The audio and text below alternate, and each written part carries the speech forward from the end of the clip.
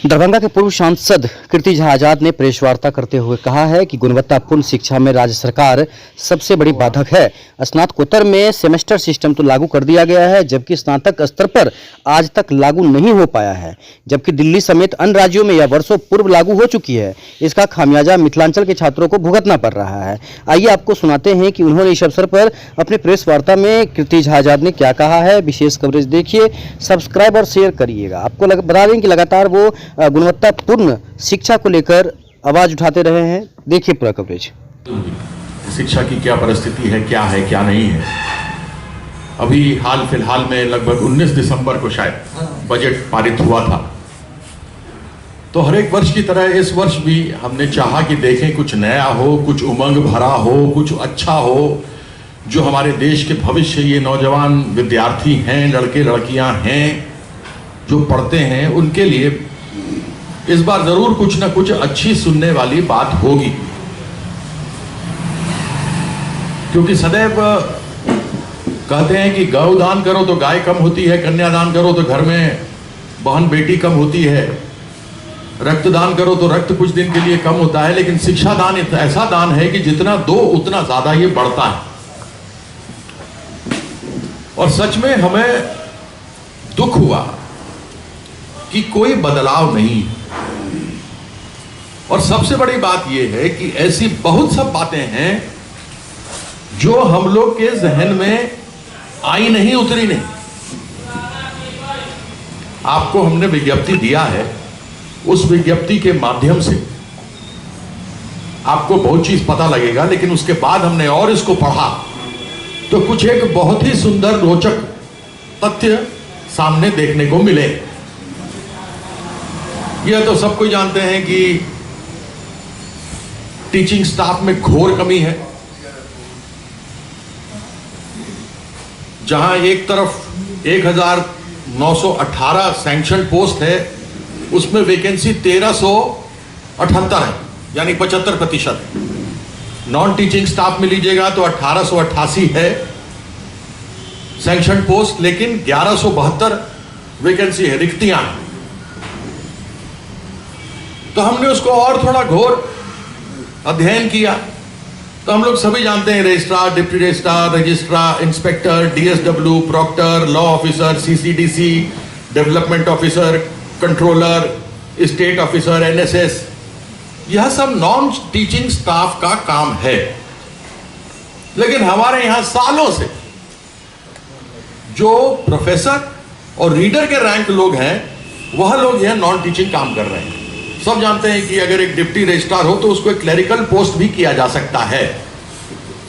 अब आप सोचिए, एक तरफ शिक्षकों की घोर कमी, वहीं दूसरी तरफ यह सैंक्शनड, अप्रूव्ड 17 लोग इस प्रकार के काम में लगाए जा रहे हैं। तो बताइए वो पढ़ाई क्या कराएंगे।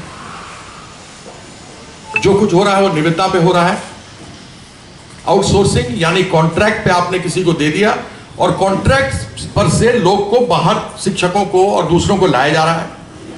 जो कॉन्ट्रैक्ट पर आ रहे हैं उनको मालूम नहीं कितना लंबा रहेंगे या नहीं रहेंगे। दूसरा, उनकी शैक्षणिक गुणवत्ता कितनी है, इसके ऊपर भी ध्यान नहीं दिया जा रहा है। जो कर्मचारी दूसरे लाए जा रहे हैं, जो नॉन टीचिंग है, वह यहां राजनीति खेल रहे हैं। और जो मुख्य रूप से बेरोजगारी की बात चल रही है, वह आसानी से इनके अंदर करके आप कम से कम 2,500, 3,000 पोस्ट तो आप दे ही सकते हैं। इसी प्रकार के और भी यूनिवर्सिटी हैं पूरे प्रदेश के अंदर।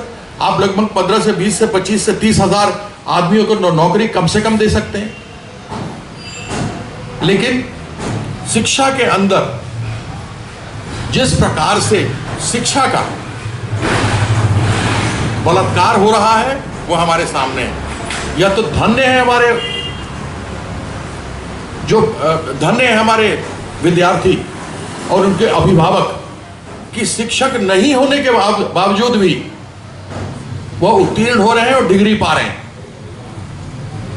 खेद की बात यह है कि ललित नारायण मिथिला यूनिवर्सिटी केवल एक डिग्री देने वाला यूनिवर्सिटी, विश्वविद्यालय बन करके रह गया है। मेरी नहीं है, हमने इसमें से कुछ नहीं, हमने इसमें से सिर्फ केवल इनके आंकड़े निकाले हैं, हमारा कोई लिखा हुआ नहीं है ये। ठीक, क्या बोला सर? अब एक बोले हैं तो कम से कम आर्ट्स में भी बात होना चाहिए, केवल साइंस का कमाल का है हो, आर्ट्स कॉलेज का भी कमाल होना चाहिए। नहीं, तो आर्ट्स कॉलेज में 1648 बीएससी में पढ़ रहा है। हम नहीं कर रहे हैं, हम तो जो इसमें से पढ़ रहे हैं, जो हम देख रहे हैं, सो हम आपको सुना रहे हैं। यह तो लोगों को ज्ञान होना चाहिए ना। इतनी पुरानी प्रतिष्ठित यूनिवर्सिटी, जहां की जिसको कहा जाता था कि विद्या का मंदिर है, सरस्वती जहां वास करती हैं, वहां आर्ट्स कॉलेज में साइंस वाला पढ़ता है और साइंस कॉलेज में आर्ट्स वाला पढ़ता है। और आपको क्या क्या दिखाएं, पढ़ लीजिएगा, अपने आप समझ जाइएगा। ये 7.25 लाख, 8.25 लाख विद्यार्थी और बाकी सब में 0 0 0।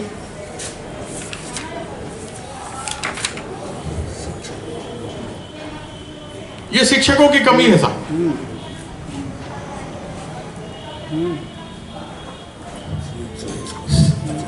हाँ, होनी चाहिए कि नहीं होनी चाहिए? तो इसके अंदर विषय सब दिए गए हैं। शिक्षक केवल 3 विषय में है।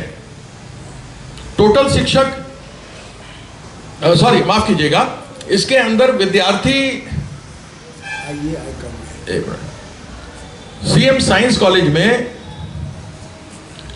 3724 विद्यार्थी हैं, ठीक है, और 3 विषयों में हैं। बाकी जो इनके विषय हैं, जैसे बीएससी, एमएससी, इसमें कोई विद्यार्थी नहीं है। लेकिन विद्यार्थी कहां कहां है आपको बता देते हैं। एक तो इनका आईएससी में है। आईएससी में जो विद्यार्थी है वो 2482 है, वो तो ठीक है, होना चाहिए। आईएससी है, इंटर साइंस वाला है तो होना चाहिए ना, है। लेकिन इसके अंदर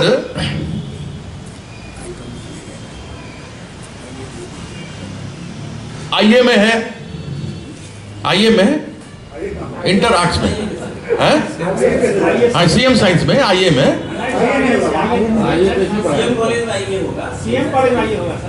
सीएम साइंस में है। तो आइए देखिए ना, आगे देखिए ना, बजट में आए, ये बजट में आया है कि आईए में 1024 बच्चे सीएम साइंस कॉलेज में पढ़ते हैं, समझ गए, और आईकॉम में 655 पढ़ते हैं। हम नहीं कर रहे, ये है आपका रजिस्टर, ये इसमें लिखा हुआ। या तो हम कह दिए, झूठ बोल दिए, वाचित, ये तो बात अलग है। यह लोग यह भी बजट में चेक नहीं करते हैं, इनको भरना होता है, खाना पूर्ति करना होता है। 8.25 लाख बच्चे पढ़ रहे हैं और सीएम साइंस कॉलेज के अंदर आईए और आईकॉम में लगभग 3500 बच्चे।